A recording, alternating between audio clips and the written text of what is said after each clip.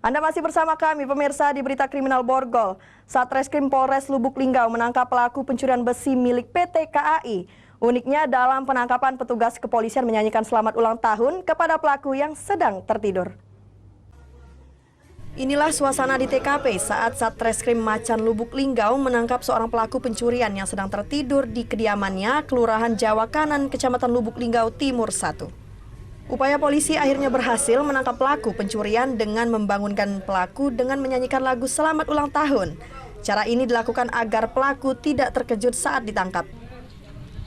Pelaku pencurian yang diamankan digiring petugas ke Mapolres Kota Lubuk Linggau guna menjalani pemeriksaan lebih lanjut. Dalam pemeriksaan di kantor polisi, pelaku bernama Rizky alias Baim mencuri besi milik stasiun KAI Lubuk Linggau bersama dua rekannya. Di mana besinya jual? Tahu ke besi. Wah, ada penampungannya. Kati.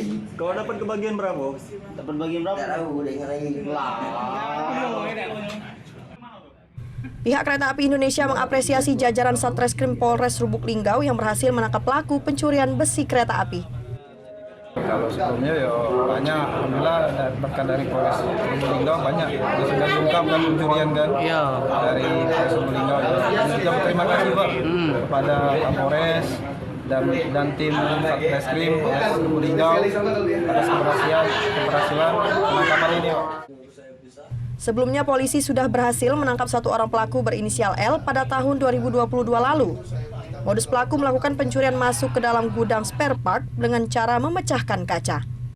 Pada hari Rabu tanggal 6 2022 sekira jam 13.00 yang bertempat di gudang milik PT KAI Lubuk Linggau stasiun, diketahui pelapor dan karyawan BUMN PT KAI Lubuk Linggau bahwa dinding gudang spare part atau suku cadang yang terbuat dari kayu sudah dalam keadaan rusak. Atas perbuatannya, pelaku terancam pasal 363 KUHP dengan ancaman 7 tahun penjara. Dari Lubuk Linggau, Aprian Syakarim, iNews melaporkan.